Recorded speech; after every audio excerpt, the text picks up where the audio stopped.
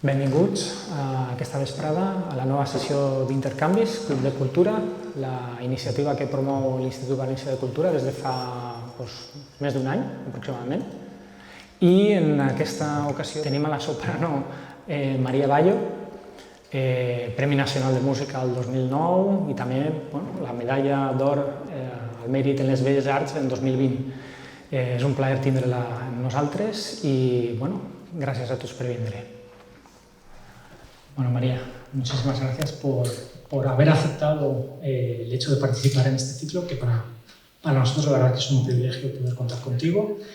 Y bueno, hemos remarcado ese Premio Nacional de Música, esa medalla de oro al mérito en las Bellas Artes. Hay muchísimas otras distinciones, la verdad es que el currículum es abrumador, pero antes de entrar en esos detalles, me gustaría que viajáramos un poquito al pasado para empezar, ¿no? Desde tus inicios.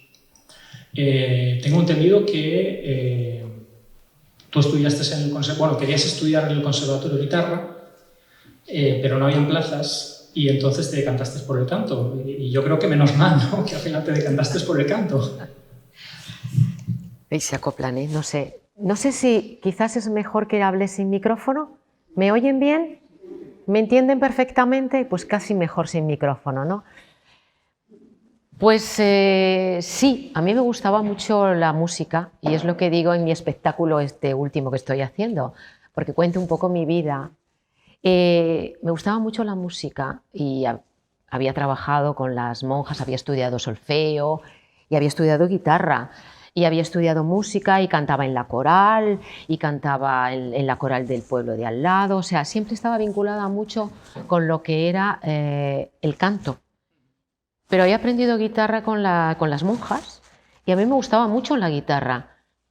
Y no sé, tenía tan poca noción de lo que era realmente esta profesión, o sea, que en ningún momento imaginé que yo podía vivir ni siquiera hacer una carrera de esto. Entonces, claro, la guitarra era como un instrumento que decías, bueno, es como más tangible, tienes una guitarra, igual puedes tocarla, puedes tal.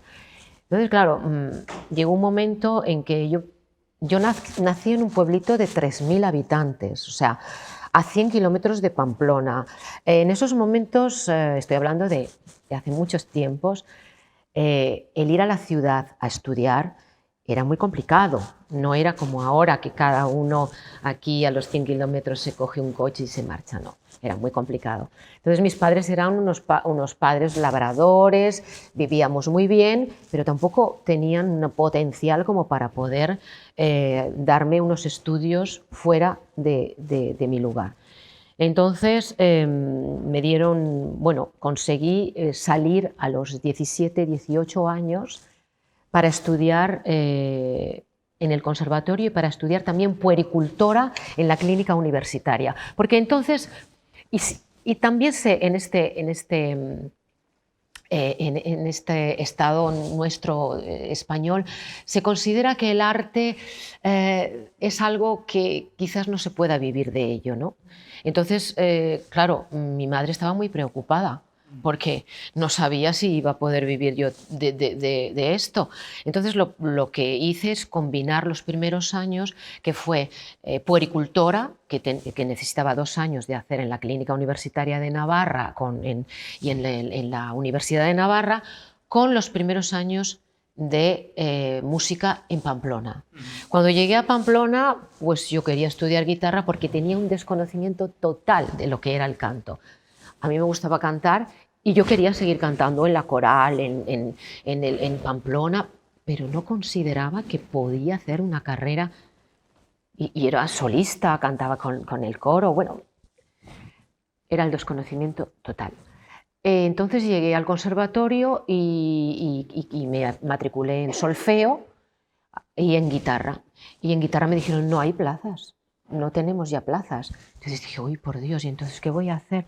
Digo, bueno, voy a estudiar un poco de canto, voy a ver la técnica vocal para para seguir trabajando, para seguir cantando en la coral, para seguir lo que a mí me gustaba, que era... Lo que pasa es que también en los pueblos teníamos otra manera musical, yo creo que eran más musicales que ahora, ¿no? Era la banda de música, no sé, estábamos más rodeados de música que ahora. Ahora estamos rodeados, pero con los micrófonos y tal. Y entonces cuando llegué, dijeron, no hay plaza, y dije, bueno, pues no puedo perder, este año voy a matricularme de solfeo y voy a hacer un año de canto. Entonces, cuando llegué a la clase de canto, le dije a la profesora, me gustaría matricularme en canto, y me dijo, pues me tienes que hacer una prueba. Y le digo, bueno, ¿qué quiere? Yo le canto, yo toco con la guitarra, le canto una canción moderna. Y me dice, sí, cánteme. Y entonces pues, yo le canté y tal, y me dijo, sí, está muy bien. Y le dije, pues estupendo, voy a hacer canto. Y entonces un día cuando llegué ya, bueno, me matriculé y estaba en clase de canto, yo le dije a la profesora, a ver, explíqueme usted, porque yo tenía mucha intuición, pero realmente no sabía qué era el canto lírico, ¿no? Y entonces le digo, yo tengo dos voces. Una cuando canto más bajo y otra que cuando llego arriba, pues yo hago como una especie de falsete. Y se rió. Y no me contestó nada. Pero realmente aquello fue, bueno, para mí fue un salto enorme. Llegué al conservatorio, mi profesora enseguida se interesó por mí, me empezó a dar cantatas de Bach. El primer año canté un dúo de Bach que yo no sabía alemán y dije, madre mía, qué horror, ¿cómo voy a hacer esto? Bueno, pues el primer año ya canté un dúo de Bach y se fueron sucediendo matrículas. Mi profesora me sostuvo muchísimo, aprendí una técnica de canto maravillosa con ella. Durante 6 años hice la carrera en el conservatorio, aprendí solfeo, técnica, piano, composición, bueno, todo lo que había que hacer en una carrera, porque eran 6 años entonces de carrera de canto. Y esos fueron mis comienzos. Bueno. ¿Les ha parecido bien? ¿Y empezaste a ser solista también en el Orfeo en Pamplonés? Sí, ¿no? bueno, cuando ya, yo debo decir que tuve muchísima suerte porque en ese momento que empecé en el conservatorio, mi maestra, que estaba dedicada, también era una persona que le hubiese gustado hacer una carrera, no la hizo porque en esos años, bueno, los maridos contaban mucho y decía ella que su marido no le había dejado cantar. Entonces su marido no lo había dejado cantar y entonces se dedicaba a dar clases de canto.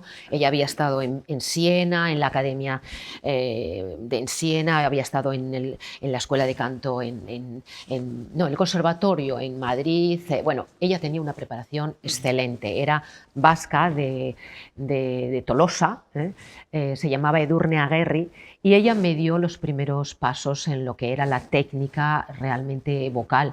Y entonces, claro, empecé pues a cantar cantatas de Bach, a hacer el finales de curso con la Oda Santa Cecilia, que era la única que resistía aquella nota. Hay una nota que se resiste en no sé cuántos compases, y entonces me la ponían a mí porque yo la resistía. Bueno, en fin, toda una preparación durante 6 años, acompañada por esta maravillosa profesora que tuve, que me enseñó realmente la técnica y el amor por la música clásica, por Bach, por Mozart, por Rossini, por Puccini, por todo. Entonces empecé a cantar en el Orfeón, ya los últimos años canté Carmina Burana, y ya cuando estaba terminando la carrera pedí una beca al gobierno de Navarra para que me pudiera marchar al extranjero porque mi profesora se jubilaba.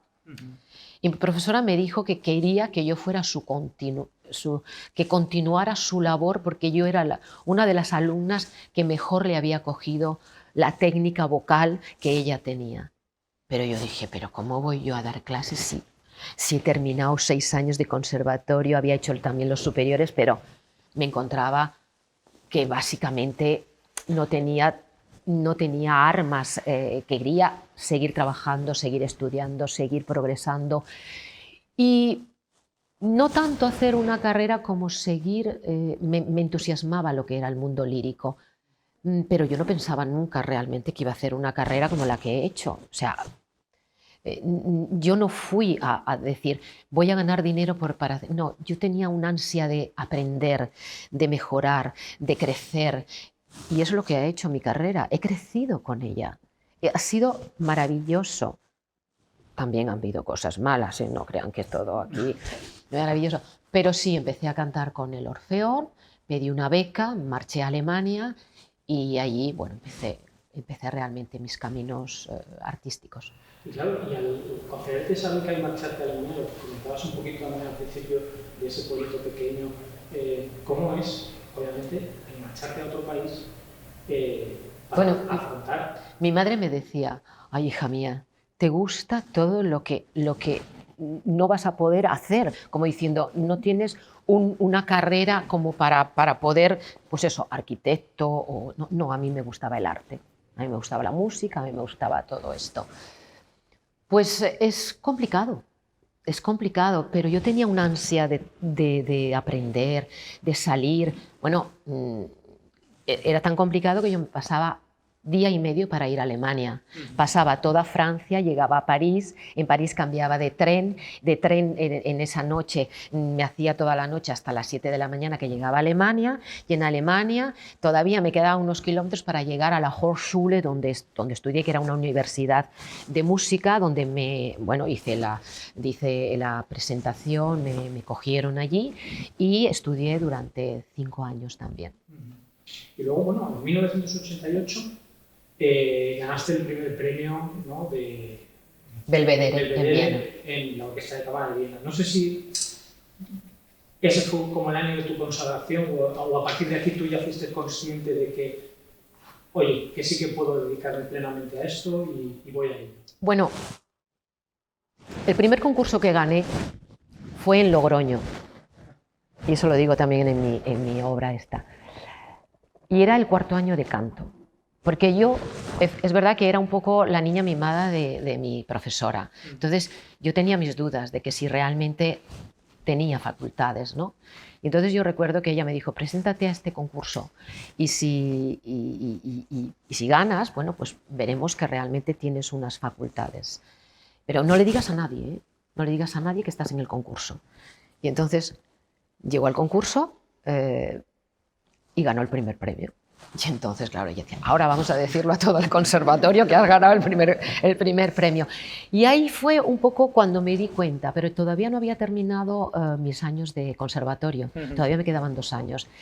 Y cuando me marché a Alemania, que fueron 5 años, claro, era ya la universidad. La universidad no es lo mismo que un conservatorio, tienes más tiempo libre y tal. Entonces empecé a hacer concursos, a presentarme a audiciones, a presentarme a teatros allí ya en Alemania, porque Alemania es otro mundo musical que no lo conocemos, es completamente diferente a nuestro país.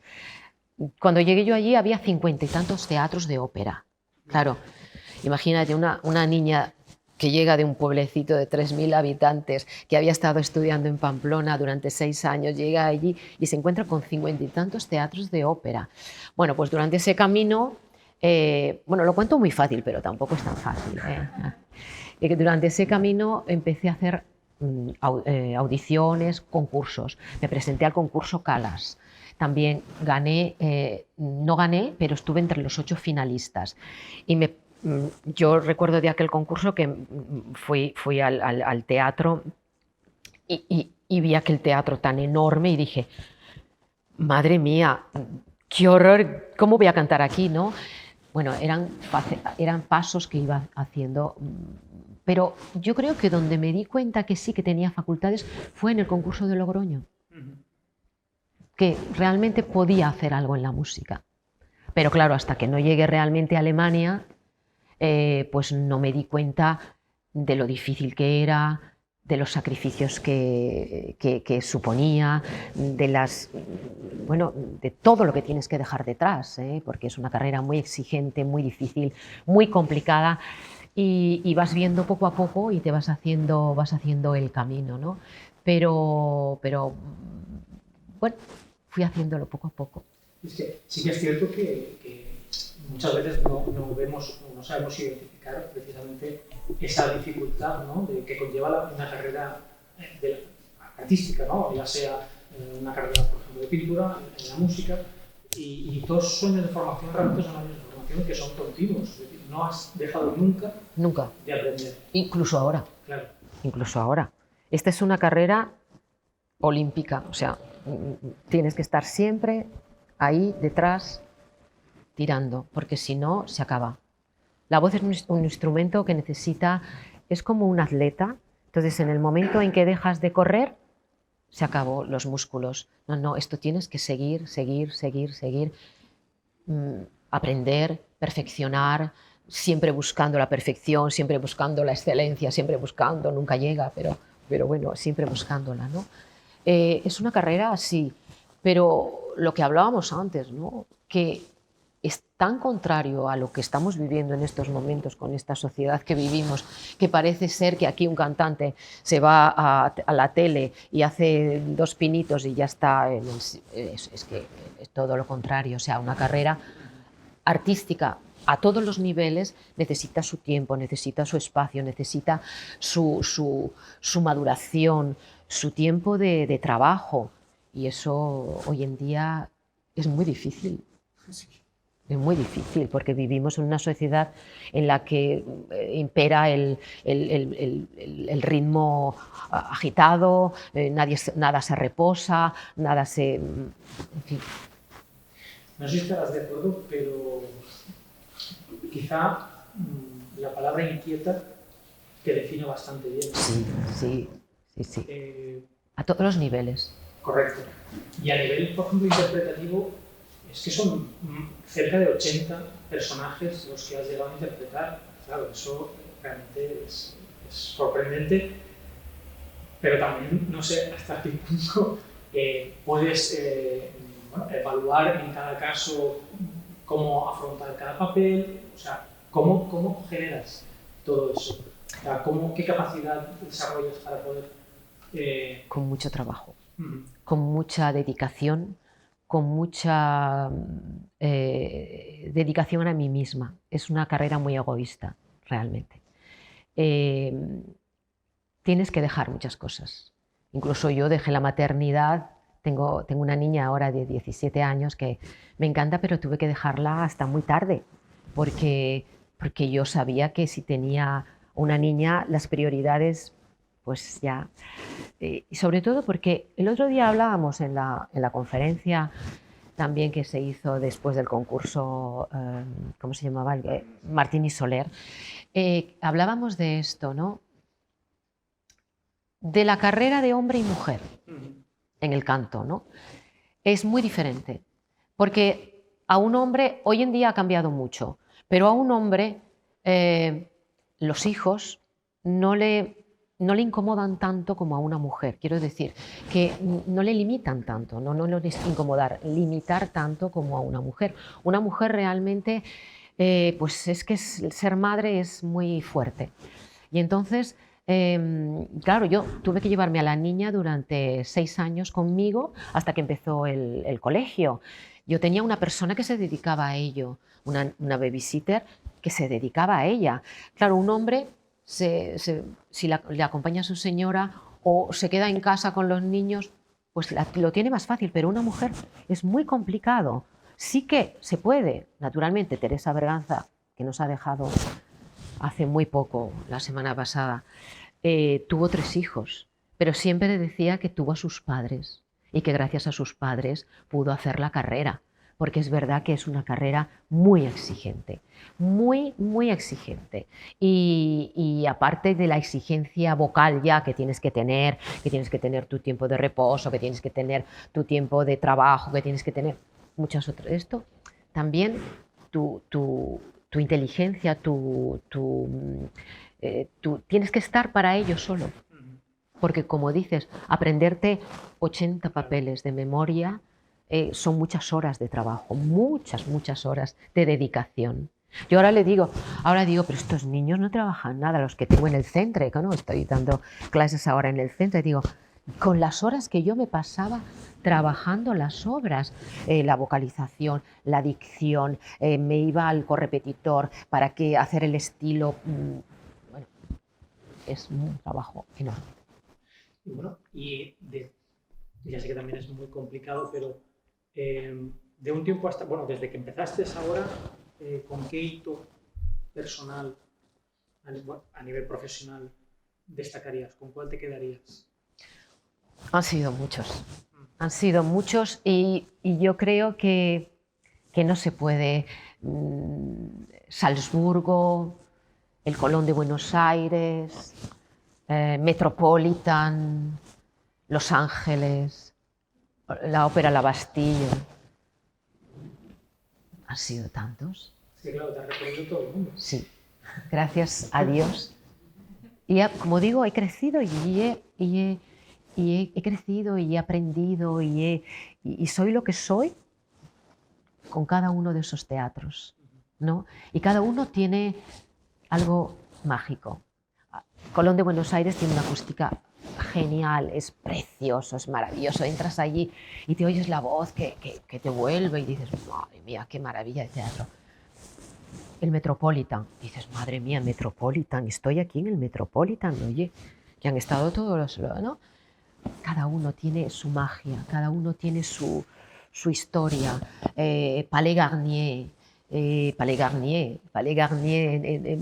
París, La Bastilla, que casi lo inauguro, ¿no? porque fueron los primeros años que empecé a cantar allí, las bodas de Fígaro, además que tuve un éxito maravilloso. Además he tenido la suerte de tener mucho éxito en los teatros y eso, claro, no puedes decir ¿con cuál te quedarías? Pues con todos, con todos. Y luego, que es otro aspecto que quizá no se habla tanto, pero el tener que lidiar, por ejemplo, con la crítica, porque la crítica en el tema, bueno, sobre todo en el ámbito musical, la música clásica sigue teniendo con bastante peso. Entonces, ¿cómo ha sido lidiar con la crítica en tu caso? Pues, ¿sabes qué pasa? Que a veces es tan rápido tu trabajo que a veces ni leía, ni la leía. O a veces te llegaba algo y leías algo. La empecé a leer un poco ya a la mitad de la carrera y no sé si es conveniente leerla. Porque ahora mismo cuando tengo un archivo enorme, porque he ido guardando toda mi carrera y tengo todas las críticas de todos. Y ahora cuando le enseño a mi marido, que es el segundo marido, que no me conoció en la Bastilla, sino me conoció después, entonces cuando ve las críticas dice, ¿cómo? Pero esto ponían, qué maravilla, ¿no? Pero también ha habido pues, los que han dicho un poquito, pues no sé, tal. Pues claro, pues bueno, tienes que lidiar con ello. Pero yo creo que cuando has hecho un trabajo que tú estás muy bien y que honestamente tú te has dado al público y honestamente has trabajado y has intentado hacer lo máximo con eso, porque como decía yo, empezaba los roles y tenía mi tiempo de empezar los roles. Yo no me los empezaba y los cantaba al mes siguiente, no.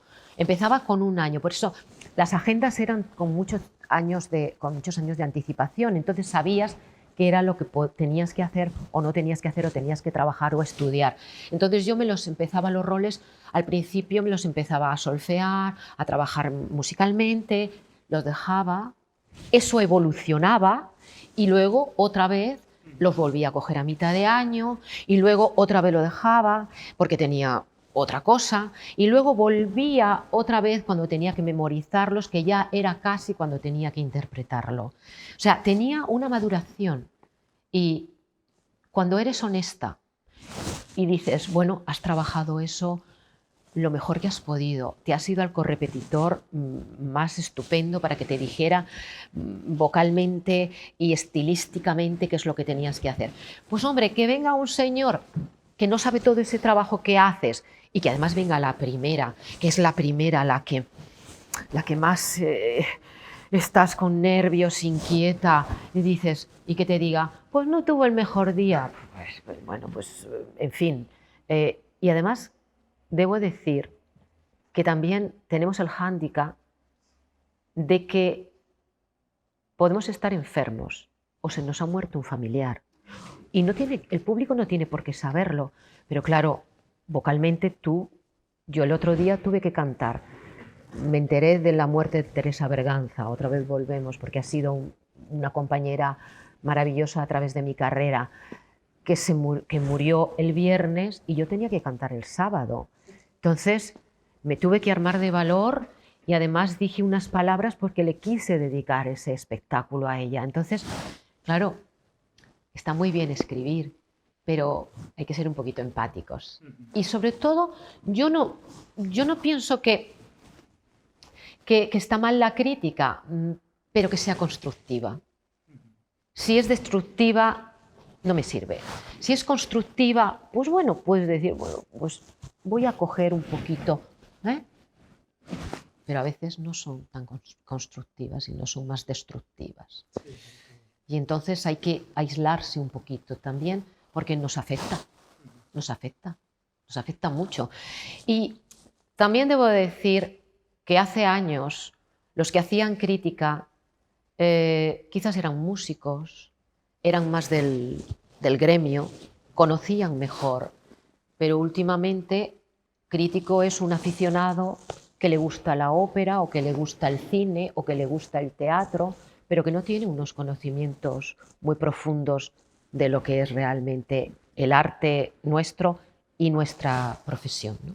Entonces, bueno, tienes que, obviamente, no te tiene que afectar a veces. Lo tienes que coger un poquito con pinzas, ¿no? Claro. Bueno, pero no, oye, no, tampoco quiero criticarlos. Lo que antes estábamos hablando también, antes de empezar la charla, la importancia de los discos, ¿no? De las grabaciones. Y te comentaba, te hacía una pequeña confesión, que yo llegué a ti, gracias a mi padre, a un disco precisamente eran arias de ópera y cantatas de Bach, que grabaste con el sello NB. Luego vino también con el mismo sello las arias de Rossini, con Rinaldo de Sandrini y Concerto Italiano, y bueno, y grabaste varios trabajos con ellos, pero bueno, ese particularmente de las arias de ópera y cantatas de Bach le tengo como especial cariño. ¿Cómo ha sido también esa labor precisamente de grabación? ¿Cómo afrontas un proyecto de grabación teniendo en cuenta lo que también comentábamos antes, que al final, obviamente, verte en directo pues es maravilloso, pero la grabación al final parece que es como lo que perdura, ¿no? Entonces, ¿cómo de importante también es para ti una grabación y cómo afrontas una grabación? Yo siempre he dicho que el directo, no hay nada como el directo, porque ahí pasas unos sentimientos que son, en ese momento, es instantáneo, es algo. Además, yo soy muy, muy receptiva en ese aspecto. A mí me gusta ese intercambio, ¿no? Porque hay un intercambio también a través del público, ese público que vibra, que respira, que tú lo sientes. Tú haces por eso la música también, porque quieres darle al público, ¿no? Pero claro, como decías, no todo el mundo tiene la suerte o la oportunidad o de moverse o de ir a un directo. Y las grabaciones, pues ahora me doy cuenta mucho más que cuando las estaba haciendo, porque pensaba que era otro mundo, porque es verdad que otro mundo. Además, mi voz en el directo tiene unos armónicos muy ricos que pasan mucho y entonces en el disco no se aprecia eso de la misma manera, ¿no? Pero ahora me doy cuenta de que hay muchísima gente que me ha conocido a través de esas grabaciones y que me ha seguido a través de esas grabaciones y que han sido importantísimas y que gente que me escribe y me dice, no sabe usted, su voz, cómo me reconforta, es oír su voz.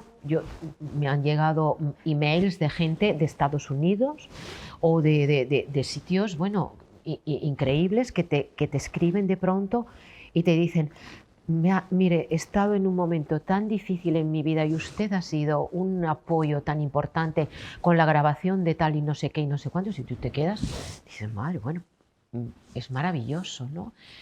Y yo creo que al final es verdad que es lo que nos quedará, porque ahora mismo De Teresa Berganza, ¿qué nos queda?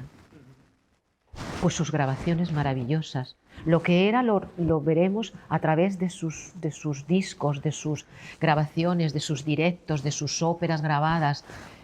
Y es verdad que yo tuve mucha suerte, porque tenía que compaginar, que no era fácil tampoco, porque aparte de lo que decías de los roles, de los oratorios, del lead, porque yo nunca he dejado la canción y lo que era canto y piano, dejaba siempre un mes en el año para hacer solamente ese repertorio, porque me interesaba mucho volver a lo que era el canto puro, con canto, piano, de transmitir 3 segundos o 3 minutos lo que quieres decir a un público con otra pureza que es la ópera, porque la ópera es una evolución y es muchísimo más, no digamos más fácil, no digo que es fácil porque este mundo no es fácil, pero es más fácil de pasar porque aunque entras fría, pues ya vas haciendo arias y tal. Ahora me doy cuenta que realmente las grabaciones es fantástico, porque eso quedará. Cuando me marche de aquí, pues habrá generaciones que no me hayan escuchado y seguirán escuchándome. Y sobre todo digo, hay mucha generación que no me escuchó y que me vienen ecos, efectivamente. Muchos me han dicho, yo me interesé por la música escuchándote. Maravilloso, ¿no? Genial. Me interesé por la lírica porque me gustó tanto aquello que escuché de ti, eso me lo han dicho, que yo me interesé por la música clásica. Genial. Ahora lo tiene mucho más complicado. Es dificilísimo grabar. Ahora tienes que poner tu dinero para que te graben. Yo antes, a mí me pagaban por grabar, como era lógico. Yo preparaba un proyecto y a mí me pagaban por hacer ese proyecto. Y se quedaba ahí y tenía royalties. Ahora ya no hay nada. Por desgracia. Nada. Entonces lo tienen mucho más difícil, ¿eh? Muchísimo. Excepto, bueno, los de música más moderna, los de música... que estos sí que ganan muchísimo dinero con esto, pero nosotros lo tenemos difícil. Bueno, ya has comentado un poquito también, bueno, has mencionado el tema del repertorio, también tienes abarcas un amplio repertorio. Desde el periodo barroco, el periodo clásico, romántico, principios del siglo XX incluso, y ahí, no sé, también la importancia de la zarzuela, ¿no? Y también has hecho una labor de recuperación de la zarzuela, que yo creo que es además una labor que hay que reivindicar. Efectivamente. Y eso vino a través de un país como Francia, que les encanta la zarzuela, y que vino a través de ellos el interés por hacer nuestra zarzuela. Y tuve la gran suerte de estar en la Casa Naïf, estaba en París en esos momentos, que se interesó por recuperar mucha zarzuela bien hecha. Quiero decir, y con los medios que entonces había, porque se hizo mucha zarzuela a principios de siglo, en la época de Teresa, pero luego hubo un margen en el que se hizo bastante mal y no se grabó tampoco tanto. Y entonces querían recuperar un poco toda esa música que es maravillosa, que la tenemos que reivindicar, porque es nuestra música, son nuestras raíces y son nuestro idioma. Y tuve la gran oportunidad de que una casa francesa quisiera hacer toda esa música marina. Empecé con Francisquita, con Bohemios, y donde pude y tuve la suerte de cantar con Alfredo Kraus, que no canté en el escenario, pero pude hacer 2 zarzuelas con él, Alfredo Kraus, con Plácido Domingo, que sí canté en el escenario, con Lima, que también canté en el escenario. Bueno, con Teresa, con todos grandes. Tuve la gran suerte de recuperar toda eso que hicimos, como 6 o 7 recuperaciones de zarzuela que son maravillosas. Es que aparte, ya digo, de tu labor ya meramente como cantante, pero está la parte, pues eso, ¿no? De investigación, sí. ¿no? De recuperación y luego... Y de zarzuela barroca. Correcto. Porque hice una recuperación de zarzuela barroca que en esos momentos nadie cantaba el barroco, porque ahora todo el mundo canta barroco. Pero cuando yo empecé el barroco sobre todo una voz como la mía, que no la catalogaban como de barroco, porque catalogaban más en ese momento voces más pequeñitas, que no hacían un repertorio como el mío, entonces estaba más limitado. Y entonces cuando René Jacob me empezó a llamar, porque él quería voces interesantes a nivel de que le expresaran mucho más en el barroco, pues empecé a recuperar Nebra, nuestros grandes también compositores del siglo barroco, ¿no? Y empecé a recuperar mucha cosa barroca, sí. Yo digo que también añadimos la parte docente, sí. ¿no? Precisamente desde febrero de 2021 como asesora, directora, ¿no?, del Centre de Perfeccionament de les Arts. También me gustaría ahondar un poquito en la labor que estás haciendo, ¿no? ¿Cuál fue el proyecto que presentaste? ¿Cuáles son las claves de ese proyecto? Fíjate, estaba pensando, ¿no?, cuando hablaba de que mi maestra quería que hubiese sido su heredera, ¿no? Y yo dije, no, todavía no, ¿qué tengo? Pues mira, me ha venido la oportunidad del Centre, que me parece una idea fantástica. Y además que se conoce tan poco realmente la labor de este Centre, que ya lleva 10 años, lleva 12 años, y se conoce muy poco. Y han pasado grandes figuras, Cheda, Plácido Domingo, grandes personas que han hecho un poco la labor que yo ahora estoy haciendo en este año, ¿no?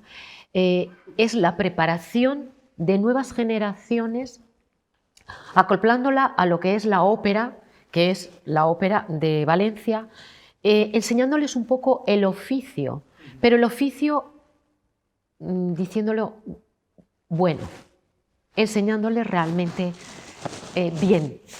Por eso también hacemos, mañana por ejemplo están invitados, vienen alumnos a hacer un recital, vienen cada 2 meses a hacer unos recitales que montamos para el Iván de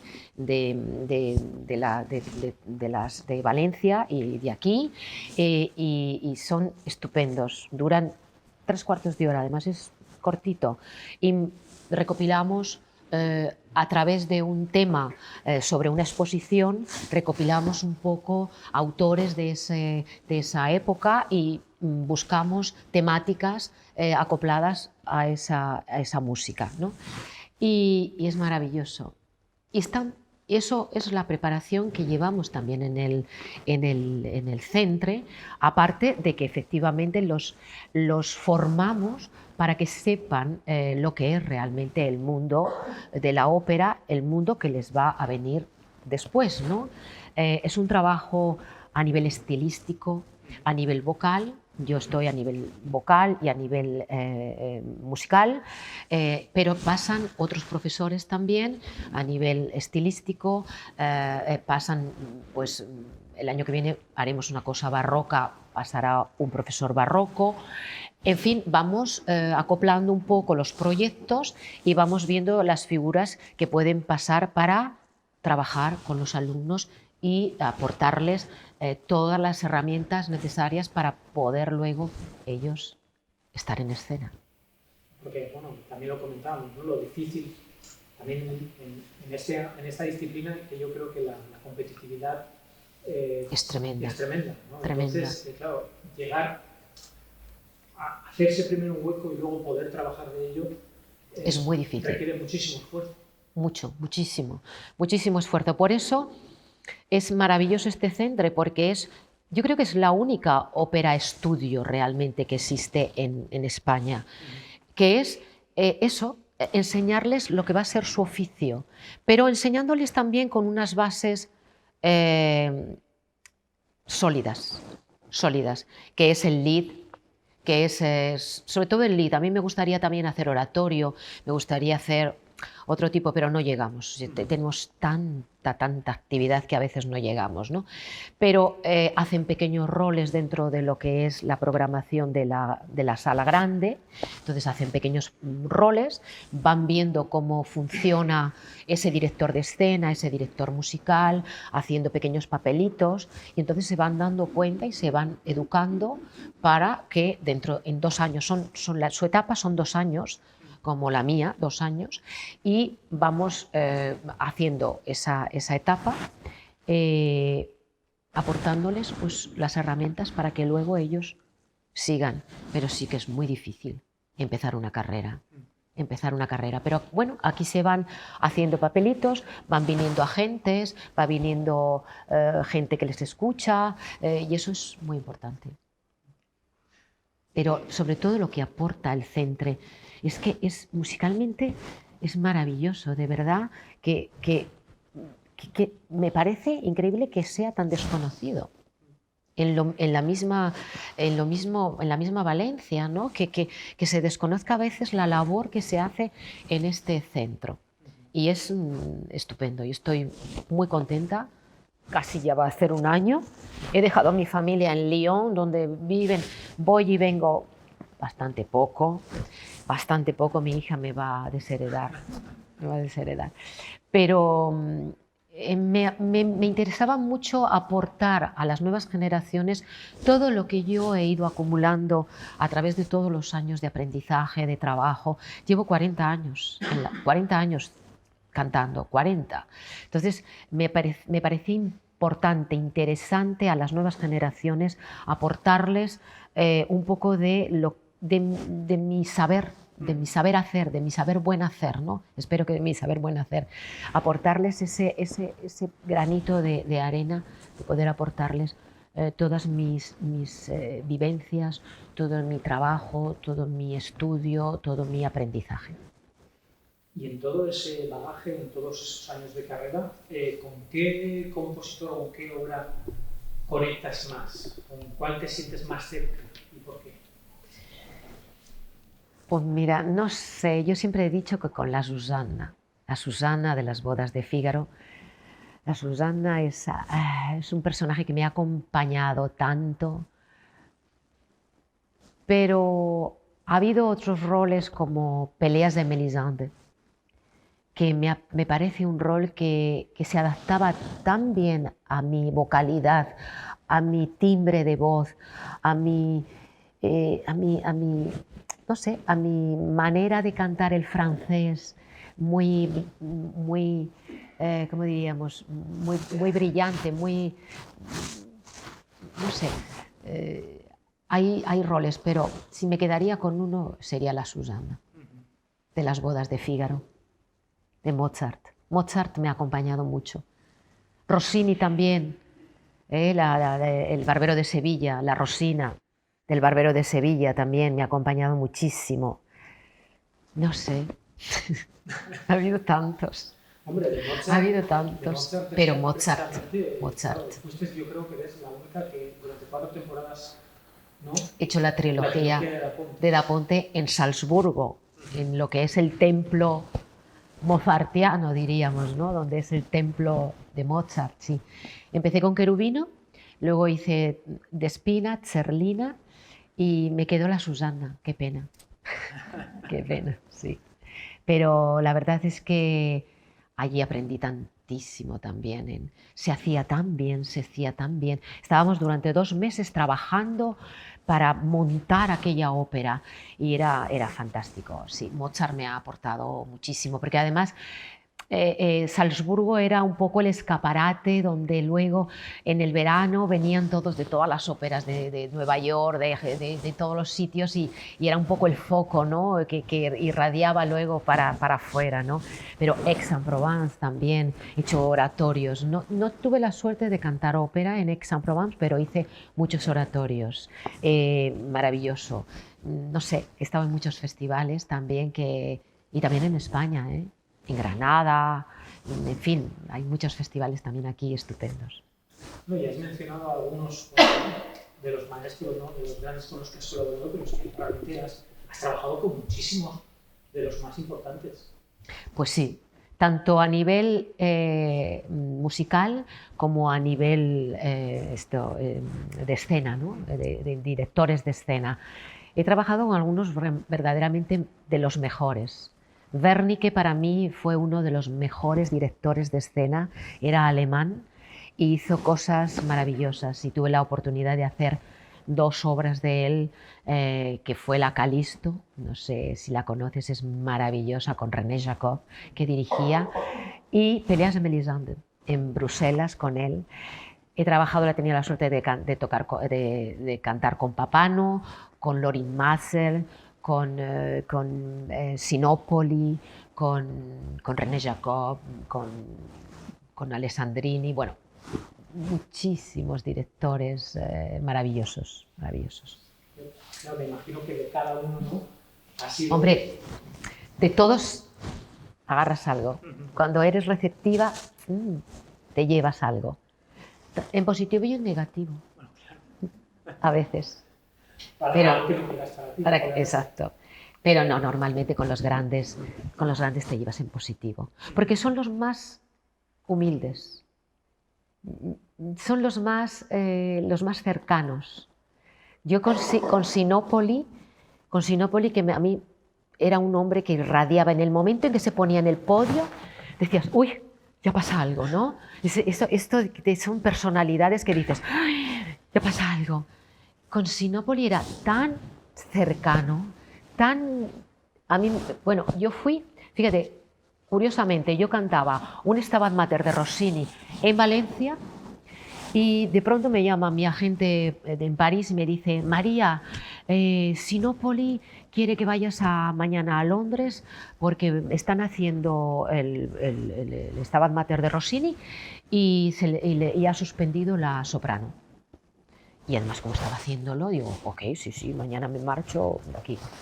Bueno, en el momento en que me conoció y que me vio, oyó cantar, me dijo, yo voy a hacer muchas cosas contigo. Me acuerdo que era en el descanso del Rossini y yo dije, el maestro nos llevó en el descanso y dijo, yo era empezaba mi carrera y yo estaba, bueno, pues a ver qué pasaba, ¿no?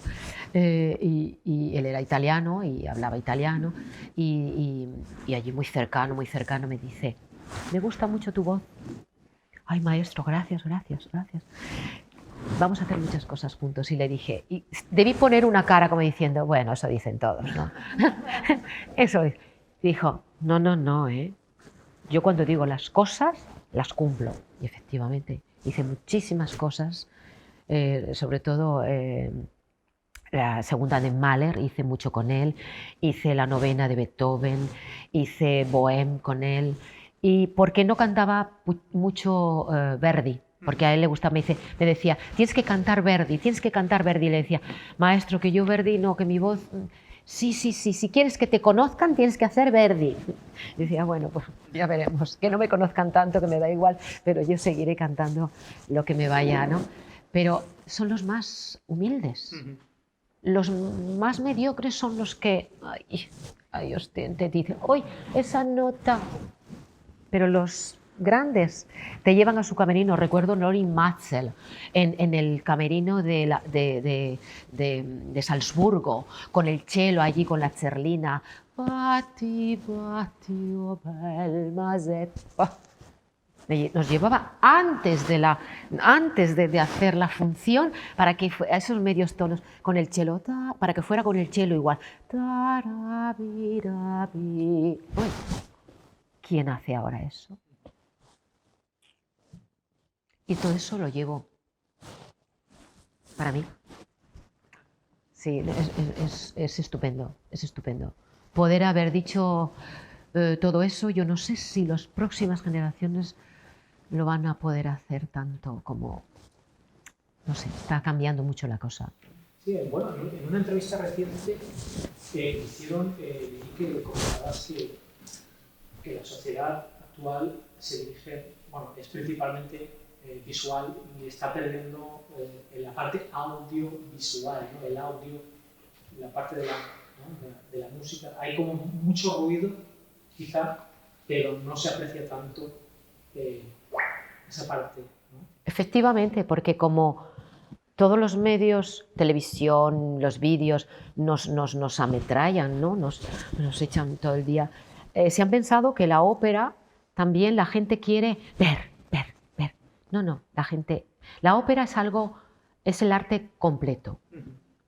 Se juntan todas las artes, la pintura, por la escenografía, la música, el teatro, la escena, se junta todo, todo. Entonces, pero la base principal de eso es la música. Si nos olvidamos y perdemos lo que es la noción realmente del compositor, que ahora ya no dicen, se va a hacer la bohème de Puccini, no, se va a hacer la bohème de aquel director. Estamos perdiendo el rumbo. ¿Del director de escena o el del director de esto? No, no. Vamos a hacer la bohème de Puccini. Vamos a hacer las bodas de Fígaro de Mozart, no de aquel señor.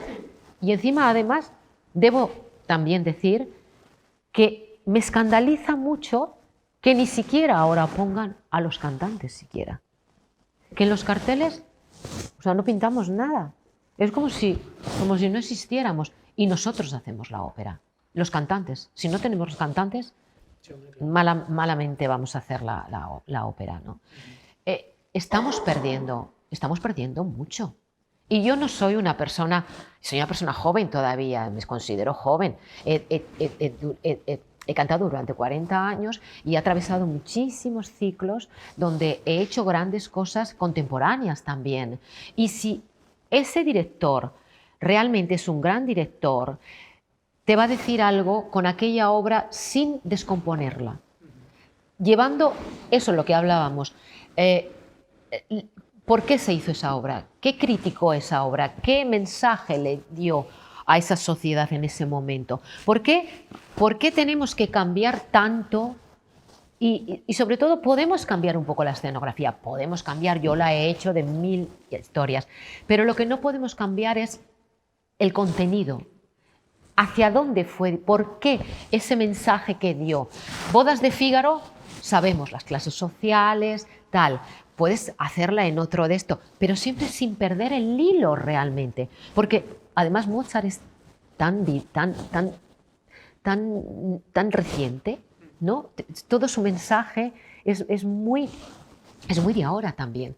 No hemos evolucionado tanto, ¿eh? Todo su mensaje de las mujeres, el così fan tutte, aquellos señores que las manipulan y tal, y que dicen, no, aquí estoy yo, señor, que soy la señora y tengo mis valores. Bueno, todo eso, si realmente todo eso se hace con un gran artista que no te va a manipular todo esto, genial. Pero el problema es que lo están manipulando y que están haciendo nuevos textos sobre textos que ya están hechos. Yo no entiendo por qué. Pero si el gran compositor... Ustedes vendrán aquí a cambiar un poco el ojo de aquel señor porque no les gusta mucho... No sé, hay que tener un respeto por aquel compositor, por aquel que es la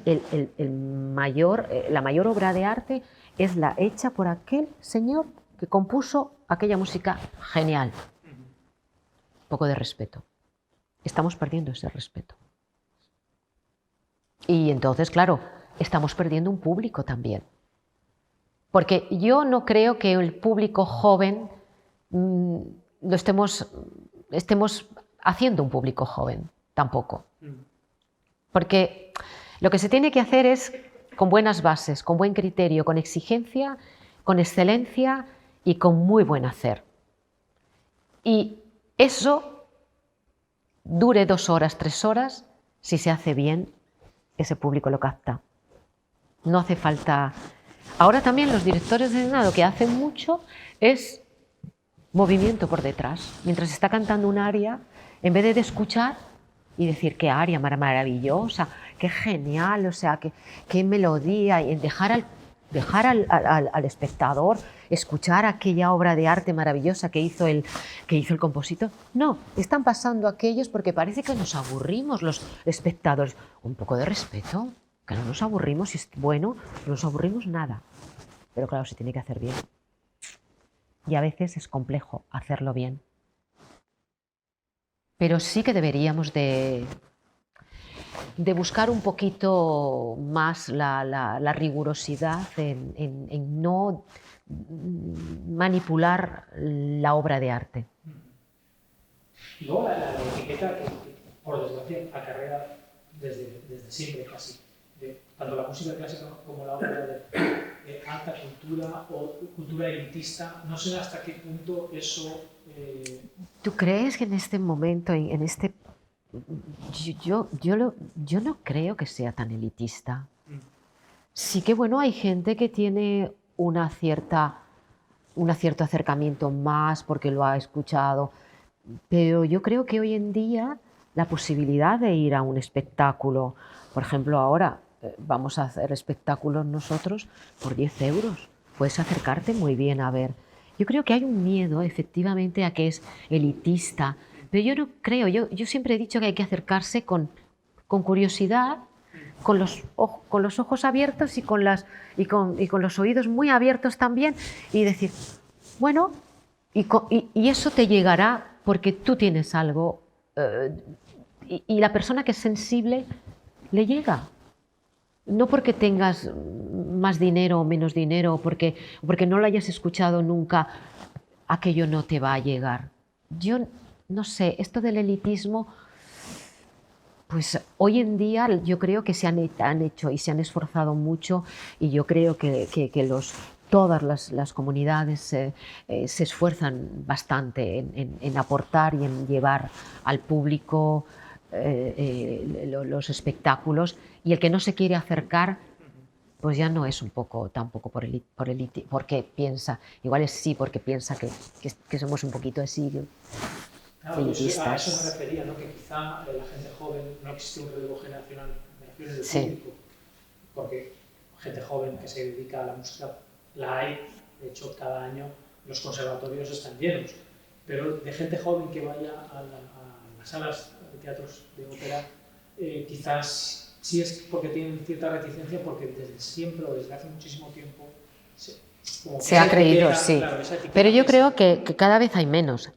Yo creo que cada vez esa etiqueta está menos. Por ejemplo, ayer fue una sesión de Wozzeck, de Alban Berg, que se va a hacer mañana, se estrena, y hay siempre, o mañana o pasado, no sé, hay siempre una función para gente joven, ¿no?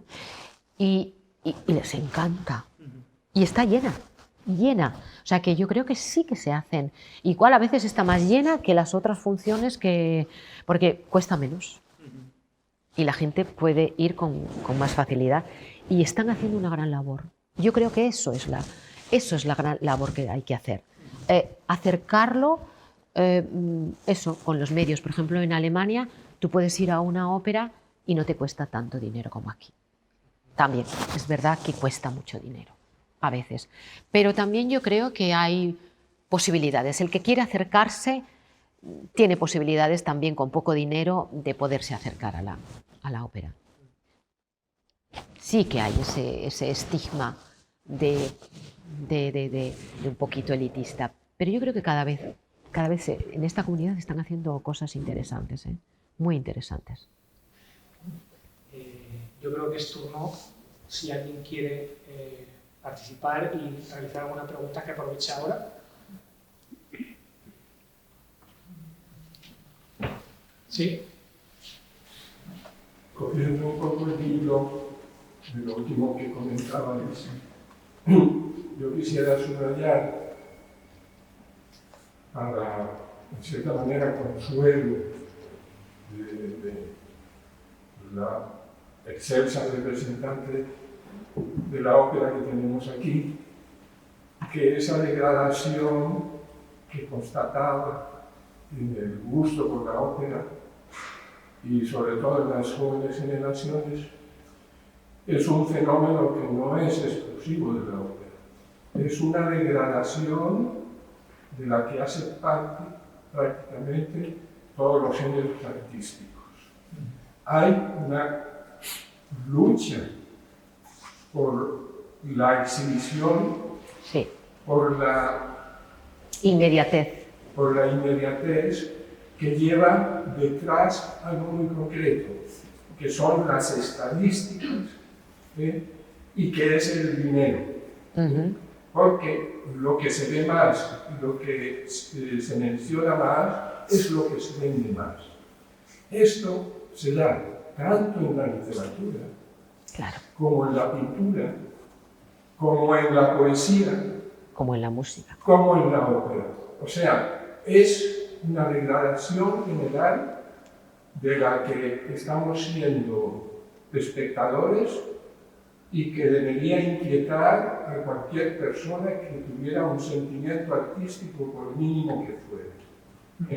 Entonces, solo hay que ver cómo el Estado, usted ha mencionado a Alfredo Kraus, que para mí ha sido el mejor tenor español en mucho tiempo, después a lo mejor de Hipólito Lázaro, de alguno de estos.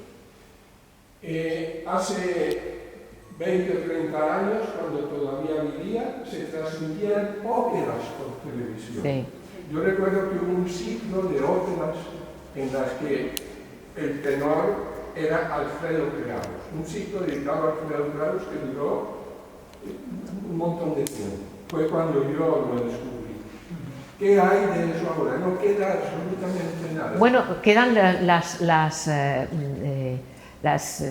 los canales privados, que son los que tienes que pagar para ver esto. Exactamente, sí, porque Exacto. yo estoy suscrito A Arte o a... Y cada vez que veo una ópera y digo, ostras, qué bien, voy a poder ver de nuevo esta ópera y no tiene que pagar. Exacto. Entonces, eso es terrible. Sí. Y eso hace parte de una degradación general De todo, del arte en general. Sí, contra la que tendríamos que hacer algo.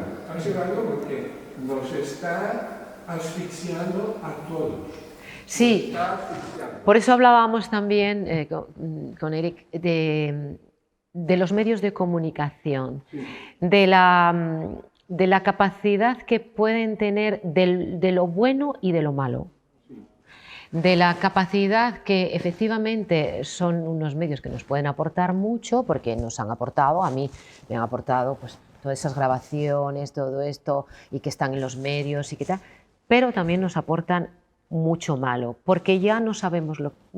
Y también nos han dejado incluso no saber ni tener criterio de lo que es bueno y lo que es malo, y eso es terrible, porque hay tanto que ya no sabes si aquello es una buena información o si no es una buena información. Y yo creo que antes tenía la gente mucho más criterio. Y también hoy mismo, ahora, tú ves cosas, no voy a criticar a los míos, pero ves cosas que dices, ¿por qué aplaudirán?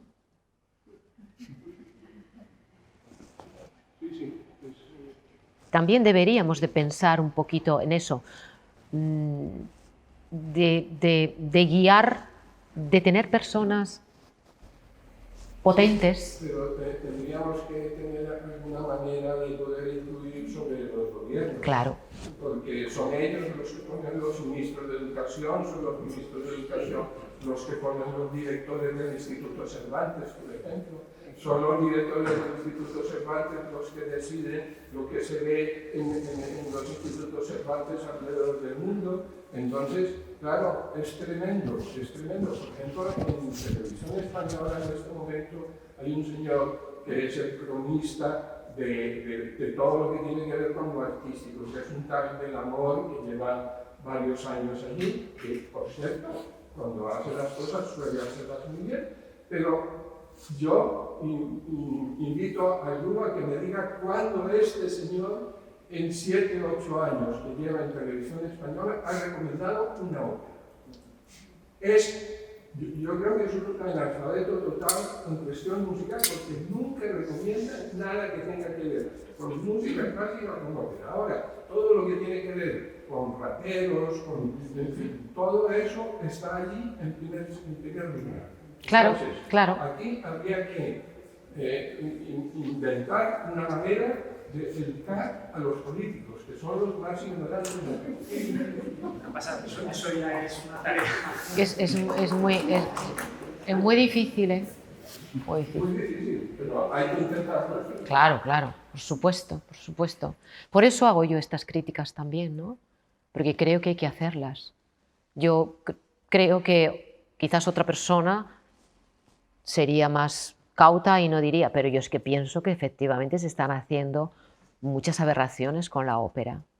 se están cometiendo muchos errores y yo creo que habría que rectificar, porque una obra de arte, ponerle un pincel así, pues no nos la permiten más que a los músicos. O sea, solo lo permiten en la ópera.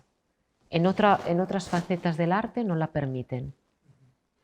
Aportar un recitativo o una música o un diálogo a una ópera que ya tiene todos sus diálogos, pues que hagan una obra nueva, ¿no? Que ellos sean los propios artistas que creen algo nuevo, que sería estupendo y maravilloso y que yo estaría dispuesta a cantarlo, si es cantable. ¿Alguna otra pregunta o comentario? ¿No? He hablado mucho, ya no quiero. Pues nada, María, muchísimas gracias. Gracias a vosotros. Y